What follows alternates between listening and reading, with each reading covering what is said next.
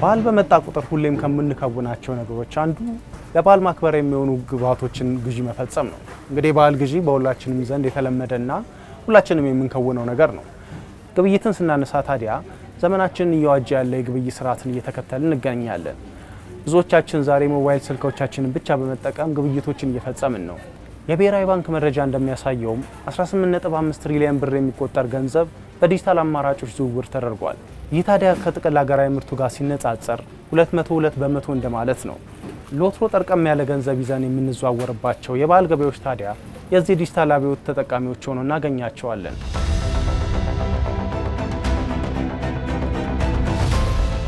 አዲስ በዓላት ሲመጡ በዋናነት ዝግጅት የምናደርገው አንደኛ ለበዓል የሚያስፈልጉ እቃዎች ወይም ምርቶች በስፋት እናቀርባለን ለደንበኞቻችን ማለት ነው።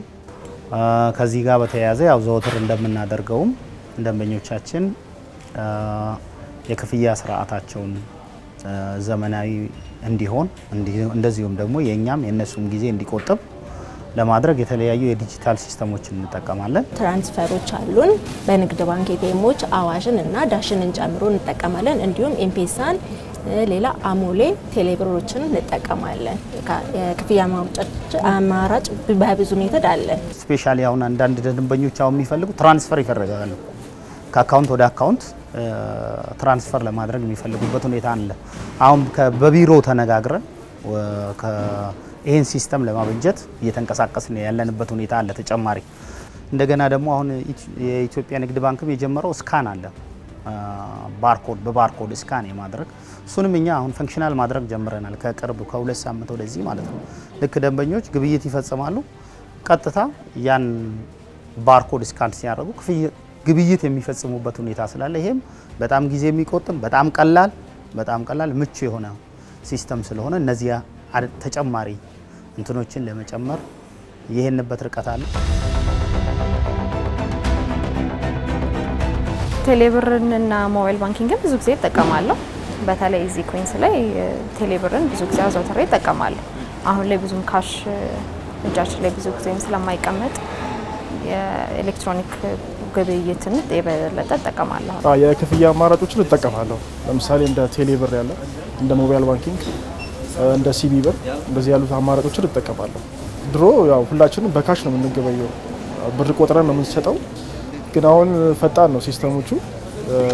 ሜቢ ኔትወርክ ምናምን ካላስቸገረ በስተቀር አሁን የተሻለ ነው ብዬ አስባለሁ። ዲጂታል ሲስተም ከመጣ በኋላ በጣም የተሻለ ነው። ከጥሬ ገንዘብ ክፍያ ወደ ሲስተም መምጣቱ በጣም የተሻለ ነው ብዬ አስባለሁ። የበዓል ወቅት ሸመታና ግርግር የበዓል ድባብን በመፍጠር ቀድሞ ወደ ዓመትን የሚያውጁ ናቸው። ሆኖም በእነዚህ ገበያዎች ከግብይቱ መብዛት እንዲሁም ውጣ ውረዶቹ መነሻነት ጥሬ ብርን መጠቀም አድካሚና ጊዜን የሚወስድ ሆኖ ቆይቷል። ከሌላ ጊዜ በተለየ መልኩ ቁጥሩ ሰፋ ያለ ደንበኛ ነው ወደኛ ሱፐርማርኬት የሚመጣው ማለት ነው። በርካታ ገንዘብ ነበረ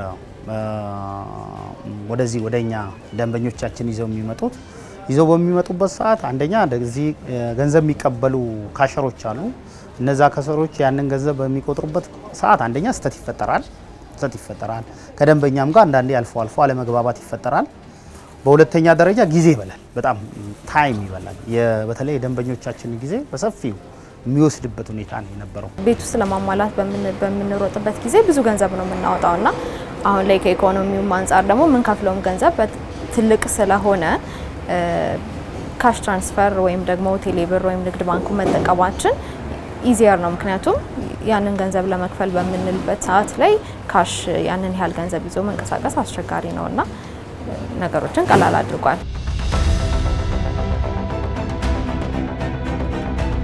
የበዓል ገበያ ሲነሳ ቀድሞ ከሚነሱት መካከል እንዲህ ያሉት የበሬ ሽያጭ ማዕከላት ይጠቀሳሉ። ታዲያ የበሬ ዋጋ ከጊዜ ወደ ጊዜ እየጨመረ ከመምጣቱ ጋር በተገናኘ እንዲሁም ማዕከላቱ የሚያስተናግዱት የደንበኛ ቁጥር ከፍ እያለ ከመምጣቱ ጋር በተያያዘ ደንበኞችም ሆነ ነጋዴዎች ከፍ ያለ ጥሬ ገንዘብ ይዘው ለመምጣት ተገደው ነበር። ይህ ታዲያ የራሱ የሆነ ልዩ ችግሮችን የደቀነ ነበር። በመሰረቱ ያኔ ድሮ በልምድ በሚሰራ ሰዓት አስቸጋሪ ነበረ። ህብረተሰቡም ያው ሸማቹ ህብረተሰብ ያው ገንዘብ ይዞ ነው የሚመጣው። በጣም ያስቸግራል። ለመቁጠርም ምንም ለማለት በጣም ጊዜ የሚፈጃል። በዛም አማካኝነት የተሳሳቱን ብሮችም ተቀላቅሎ ይገቡ ነበርና ያው ነጋዴ በስራ ስለሚቸኩል ያው አንድ ላይ አስሮ እንትን ካለ በኋላ ፎርጅድም ማል ላይ አንዳንዴ አልፎ አልፎ ይገኙ ነበር በፊት። እነዚህ በበዓል ብሎም በአዘቦት ወቅቶች በቁም ከብት ንግድ ውስጥ ይስተዋሉ የነበሩ ተግዳሮቶችን በመቀነስ ረገድ ታዲያ ዲጂታል የገንዘብ ዝውውር ትልቅ እርምጃን ያራመደ ሆኗል። በሞባይል ነው ሁሉም አብዛኛ በንግድ ኢትዮጵያ ንግድ ባንክ ነው አስተላልፎ የሚገባየው እና በቴሌም በሁሉም ምንም የሚያስቸግር ነገር የለም። ሲቀጥል ያየዋል መተላለፉን ያየዋል። ቢያንስ እንኳን ስህተት ቢኖር ያው ከባንክ ጋር ሄዶ ቼክ ያደርጋል። ምንም ችግር የለው። ብዙም ችግር አልፈጠረበትም። በጣም ቆንጆ ነው። እዚህ ግቢ ላይ በሚሊዮን የሚንቀሳቀስ ነው። አሁን ለምሳሌ በሚሊዮን የሚንቀሳቀስ ስለሆነ አብዛኛችን በንግድ ባንኮች ነው የምንጠቀመው። በተለያየ ባንኮች ላይ ገንዘብ እናስተላልፋለን።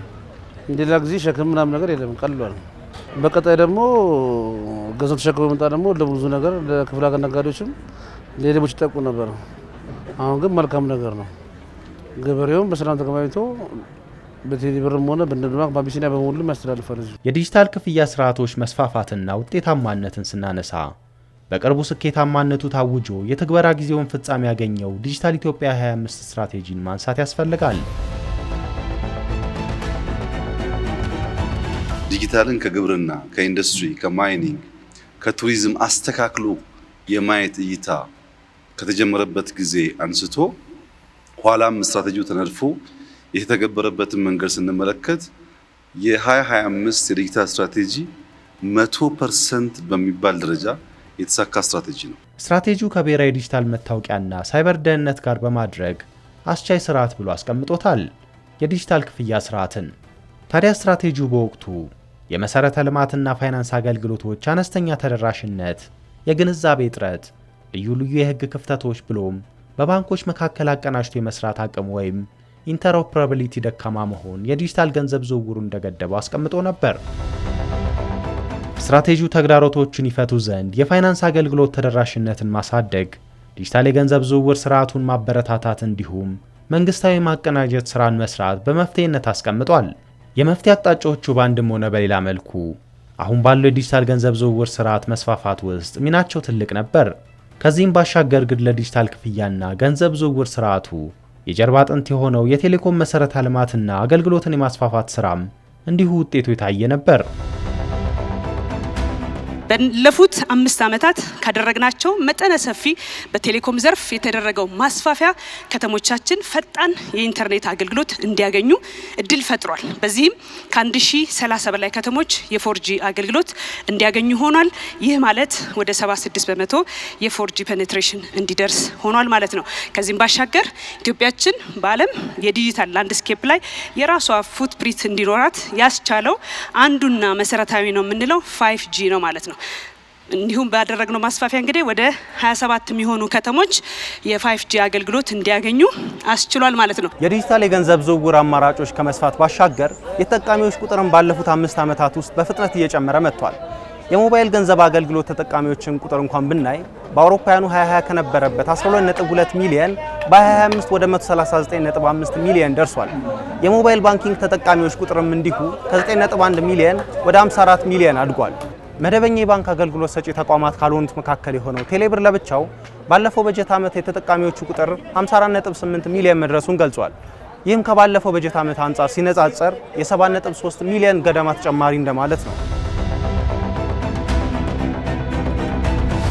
ስትራቴጂው ጸድቆ ወደ ስራ ከገባ በኋላ 1 ዓመት ያህል ቆይቶ በይፋ ወደ ስራ የገባው ቴሌብር አሁን ላይ የሚገኝበት ደረጃ ስትራቴጂ ወደ ስራ በገባበት ወቅት ዲጂታል የገንዘብ ማዘዋወሪያ ስርዓቶች ከነበሩበት ደረጃ አንጻር ሲታይ ስኬቱ ልቆ ይታያል። ለአብነትም በወቅቱ ቀዳሚ የነበሩት ሄሎ ካሽ 1 ሚሊዮን፣ ኤምብር 1.2 ሚሊዮን ብቻ ደንበኞች ነበሯቸው። ታዲያ ቴሌብር ከደንበኞች ቁጥር ባሻገር የሚከናወንበት የገንዘብ ዝውውርም እጅግ ከፍተኛ እድገትን እያሳየ መጥቷል። የኢትዮ ቴሌኮም ዓመታዊ ሪፖርት በ2017 በጀት ዓመት ቴሌብር 2.38 ትሪሊዮን ብር የኤሌክትሮኒክ ገንዘብ ዝውውር እንደተፈጸመበት ያሳያል። ይህ ታዲያ ቴሌብር በስራ ላይ በቆየባቸው 4 ዓመታት ውስጥ ካደረገው የኤሌክትሮኒክ ገንዘብ ዝውውር መጠን ውስጥ ግማሽ ያሉ የተፈጸሙት በ2017 በጀት ዓመት መሆኑን ያመለክታል። ከቴሌብር የዓመቱ የግብይት ዋጋ ውስጥም 35.8 በመቶ የሚሆነው ድርሻ ለነጋዴ ከሚከፈሉ ክፍያዎችና እርስ በርስ ከሚደረጉ የገንዘብ ልውውጦች ዘንድ መሆኑ ደግሞ ዲጂታል የክፍያ አማራጮች ምን ያህል ማህበረሰቡ በሚያደርገው ግብይት ውስጥ ተቀባይነታቸው እያደገ እንደሆነ ማሳያ ነው። በአውሮፓውያኑ 2025 ጅማሮ ላይ 139.8 ሚሊዮን የነበረው የሞባይል ገንዘብ አገልግሎት ተጠቃሚዎች ቁጥርም ከቀናት በፊት 160 ሚሊዮን እንደተሻገረ መገለጹ ለዚህ ተጨማሪ ማስረጃ ሆኖ ሊጠቀስ ይችላል። ወደ 60% የሚሆነው ደንበኛችን ወደ ዲጂታል ሲስተም የገባበት ሁኔታ ነው ያለው። ከዚህም ውስጥ ትልቁን ድርሻ የሚወስደው ቴሌብር ነው። ቴሌብር አብዛኛው ከስተመር በቀን ከሚገበያዩን 3000 ከስተመሮች ወደ 1000 የሚጠጋው በቴሌብር የሚከፍሉበት ሁኔታ ነው ያለው። የተወሰነው ደግሞ በካርዶች የሚጠቀምበት ሁኔታ ነው ያለው። ሌላው ደግሞ በካሽ የሚጠቀምበት ሁኔታ ነው ያለው። ያው አንዳንድ ጊዜ ሰርቪሶች ላይ ሄደ ነዳጅ ልትቀዳ ስትሞክርም ግድ ነው። ወደድንም አልወደድንም ተጠቃሚነታችን እየሰፋ ነው። ነገር ግን ወደድንም አልወደድንም ብቻ ሳይሆን ሰውም ፍላጎቱም ያንን ለመጠቀም ፍላጎቱም እየጨመረ ይመስለኛል። ከማየው ከአካባቢ ካለው ብዙ ጊዜ ከካሽ ይልቅ እዛ ላይ ፍላጎት እንዳለው ሰው ነው በአካባቢ ባለው አትሊስት ማየት የቻልኩት። አጠቃላይ የሞባይል ዋሌቶቻችን አካውንቶቻችን ወደ 161 ሚሊዮን ደርሷል ማለት ነው። ይሄ ከህዝብ ቁጥራችን በላይ ማለት አስቡት። በባለፉት እንግዲህ በተለይም እንደነ ቴሌብር ያሉ ጌም ቼንጀሮች በመምጣታቸው ይህንን በእጅጉ ቀይሮታል ማለት ነው። ምን ማለት ነው ስንል ከዚህ በስተጀርባ ዛሬ ላይ የጂዲፒያችንን 82% ትራንዛክት እያደረግን ያለ ነው በዚህ ፕላትፎርም ላይ ቆመን ነው ማለት ነው። ቀደም ባለው ጊዜ ምናልባት ታስታውሱ እንደሆነ ኦፕሬተር ሌድ የሆነ ሞባይል ማኒ ፕላትፎርም ስላልነበረን ይህንን ኡን ማድረግ አልቻልንም ነበረ። ስለዚህ ፖሊሲዎቻችንን ማሻሻላችን እንዲያለ ፍሬ ለማፍራት ባጠረ ጊዜ ችለናል ማለት ነው። ይህ የዲጂታል ገንዘብ ዝውውር ተደራሽነትና ተጠቃሚነት እያደገ መምጣት ታዲያ ከባለ ወቅት ገበያዎች ባለፈ ሀገራዊ ንግድ ስርዓቱን የቀደመ መልክንም እስከ ወዲያኛው እየለወጠ ይገኛል። የደንበኞችን የኛም ጊዜ ይቆጥባል። ሁለተኛ በአሁኑ ሰዓት ደግሞ ገዘፍ ያሉ ወይም ደግሞ ትልቅ ገንዘቦችን ይዞ መንቀሳቀስ ስለማይቻል በቀላሉ ደንበኞች በዛ መጠቀም ይችላሉ። 100,000 200,000 የሚሆን ክፍያ ማድረግ ይችላሉ። ሌላኛው ያው ስህተትን መቀነስ ነው። የገንዘብ እንትኖችንም የዝርዝር ችግሮችንም ከመቅረፍ አንፃር ትራንስፈሮችን ብንጠቀም እንደኛ ተጠቃሚውም ያንን ቢጠቀም ከአገልግሎቱም ፍጥነት አንፃር ቶሎ ተገበያይቶ ከመሄድም ከብዙ ከሌብነትም ከምንም ከመቆጠብ አንፃር እሱ አንዳንድ አማራጭ እኔ መክረው ነው። በከስተመር ተደራሽነቱም አሪፍ ነው። ለምሳሌ ቴሌብር ብታዩ ብዙ አክሰሶች አሉት። ሲቢ ብር ንግድ ባንክም ብዙ አክሰሶች አሉት እና እነዚህ ነገሮች ከጊዜን ከመቆጠብ አንፃር ከተደራሽነት አንፃር በጣም አሪፍ ናቸው። ኢትዮጵያ በየአመቱ ካሽ ለማሳተም በ100 ሚሊዮን ዶላር ታወጣለች። ምክንያቱም የኛ ካሽ ከታተመ በኋላ የአያያዝ ስርዓታችን ችግር ስላለበት እንደምታውቁት ቶሎ ያ ገንዘብ አውት ኦፍ ኦርደር ይሆናል። አዳዲስ ብሮች ካልታተሙ በስተቀረ በነበረን ካሽ መገበያየት አንችልም። አሁን ዲጂታል የግብይት ስርዓቱ የካሹን ኦቨርቴክ በማድረጉ ብቻ በርካታ ሀብት ቀንሷል ሀገራችን ማለት ነው። ይህ ፔመንት ሲስተም ግን በሁሉም ሴክተር አሁን ደግሞ ከሎካልም ወጥቶ ኢንተርናሽናሊም ተአማኒ የሆነና ለመገልገል የሚያስችል መሆን አለበት። አንድ ሰው እዚህ ሆኖ ከሌላ ሀገር የሚገዛው ዕቃ ካለ በዲጂታል ፔመንት ሲስተም መግዛት የሚችልበትን ስርዓት መፍጠር ያስፈልጋል። የዲጂታል ገንዘብ ዝውውር ስርዓቶች ያመጡት ውጤት በዚህ መልኩ የሚታይ ሆኖ ሳለ አሁንም ግን መሻሻልን የሚሹ መሰረታዊ ተግዳሮቶች አልጠፉም። እነዚህም ስርዓቱ በተለይ በግብይት ውስጥ ከሚኖረው ምልኡነት አጉድለውታል። ኔትወርክ በጣም የአንዳንዱ ቦታ ያስቸግራልና ዲጂታሉ ይሄ ነገሮች መንግስትም ትኩረት ሰጥቶት ግብይቱ አሁን የዘመነ ስለሆነ እነኚህ ነገሮች ባይቋረጡና በሱም እሱ ላይ ብቻ ፎከስ አድርጎ ባለሙያ ተሰማርቶበት ያ ነገር በጥንቃቄ እንትን ቢል ጥሩ ነው።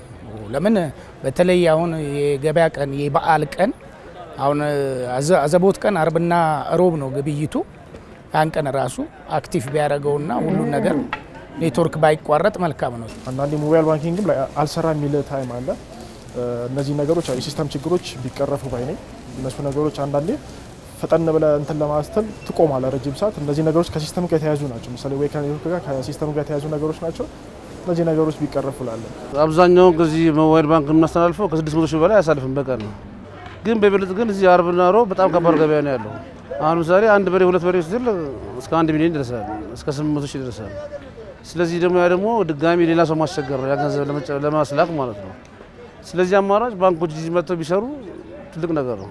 ለነጋዴውም ለገበሬውም ይቀልለት ነበር፣ ገንዘብ ተሸክሞ ከመሄድም ለዝውውሩም ስለሚከብድ ያን ቢያደርጉ መልካም ይመስለኛል። የበለጠ ባንኮች ቢሰሩበት ብዬ የምወስደው ምንድነው በተለይ ስዊች ላይ አንዱን ኤቲኤም ከአንዱ ኤቲኤም ጋር በመቀያየር በሚሰራበት ሰዓት የደንበኞች ሂሳብ ግብይቱ ሳይከናወን የደንበኞች ሂሳብ የሚቀንስበት ሁኔታ አለ። አንዳንዴ ከደንበኞቻችን እንደዚህ አለመግባባት የሚፈጠርበት ሁኔታ ስላለ ይሄን ፈንክሽናል ሙሉ ለሙሉ ፈንክሽናል የሚደረግበት ሁኔታ ቢፈጠር ቆንጆ ነው ላለው በስራ ሂደታችን ላይ እነዚህ ችግሮች አሉበት። ሌላኛው ግን በተሻለ መልኩ እየሰራ ያለበት ሁኔታ ነው ያለው። በነጠላ ከሚሰጣቸው መፍትሄ ባሻገር እነዚህ ተግዳሮቶች ሀገር አቀፍ የስትራቴጂ ምላሽን ይጠይቃሉ። እነዚህና ተያያዥ ጥያቄዎች መፍትሄ ያገኙ ዘንድ በር እንደሚከፍት በይበልጥ ደግሞ የዲጂታል ስነ ምህዳሩ ወደ ቀጣይ እድገት ምዕራፍ እንደሚያሸጋግረው ይጠበቃል። ዲጂታል ኢትዮጵያ 2025 ስትራቴጂን በመተካት በቅርቡ ወደ ስራ የገባው የዲጂታል ኢትዮጵያ 2030 ስትራቴጂ በ2030 የሚከተሉት ታርጌቶችን እንጠብቃለን። የመጀመሪያው 70% የሚሆነውን የሀገራችንን ዜጋ ዲጂታሊ ሊትሬት ማድረግ፣ 80 እና ከዛ በላይ የሚሆነውን ሲቪል ሰርቪስ ዲጂታሊ ሬዲ እንዲሆን ማድረግ፣ ልክ እንደ ኢትዮ ኮደርስ ባሉ ኢኒሼቲቮች የተገነባ 10 ሚሊዮን ግራጁዌቶችን ማፍራት፣ እንዲሁም ደግሞ በማስተርስ እና በፒኤችዲ ደረጃ የሚወሰድ የዲጂታል አድቫንስድ ፕሮፌሽናልስ ስልጠና እስከ 100,000 እና ከዚያ በላይ ዜጎችን ማፍራት ይጠበቃል። እነዚህን ለማሳካት የሚያስፈልጉትን መሰረቶች 3 ናቸው። የኤሌክትሪክ ኃይል፣ ኮኔክቲቪቲ እና ትራስት ኦር ታማኝነት። እያንዳንዱ የዲጂታል አገልግሎት፣ እያንዳንዱ ፈጠራ፣ እያንዳንዱ ሲስተም በእነዚህ ላይ የተመሰረቱ ናቸው። የአክሰስ ኦፖርቹኒቲ እና ትረስት ተደምረው አንደኛ ስራን መፍጠር አለባቸው። ለዜጎች በርከት ያለ የስራ እድል መፍጠር አለባቸው። ሁለተኛ ለሀገር እድገት ማረጋገጥ አለባቸው። ማደግ አለብን። ስራና እድገት ብቻውን ግን በቂ አይደለም።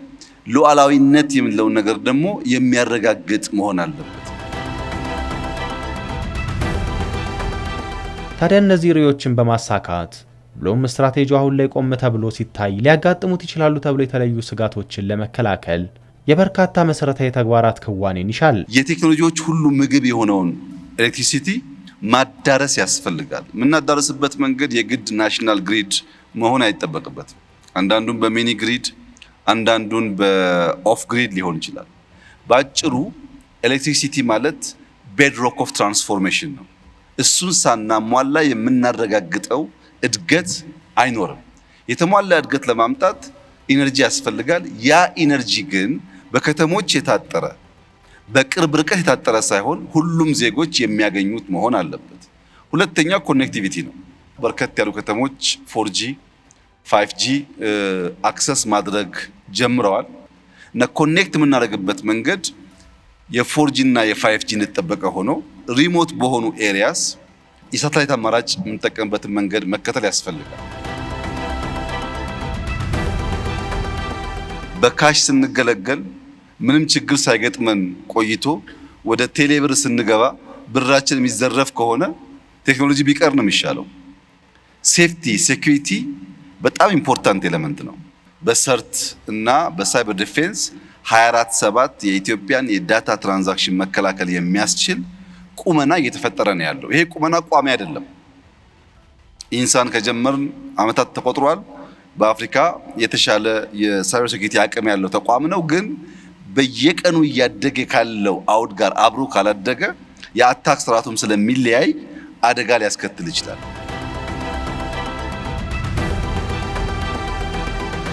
እስካሁን ያለው የገንዘብ ዝውውር ስርዓታችን ዲጂታላይዝ መሆን ግብይታችንን በብዙ መልኩ እንደለወጠው ተመልክተናል። ከዚህ በኋላም ብዙ ተጨማሪ ለውጦች እንደሚኖሩ ይጠበቃል። ከወራት በፊት ይፋ የሆነው የብሔራዊ ዲጂታል ክፍያ ስትራቴጂ በ5 ዓመት ጊዜ ውስጥ የዲጂታል ገንዘብ ዝውውርን ከ32 በመቶ ወደ 75 በመቶ ለማሳደግ ያለመ ነው። አሁን ላይ ወደ ተግባር እንቅስቃሴ እየገባ የሚገኘው የዲጂታል ኢትዮጵያ 2030 ስትራቴጂ ይህም በብዙ መልኩ እንደሚረዳ ይጠበቃል። ታዲያ የባህል ግብይቶቻችን ከዚህም በላይ እንደሚለወጡና ይበልጥ ቀላል እንደሚሆኑ ይጠበቃል።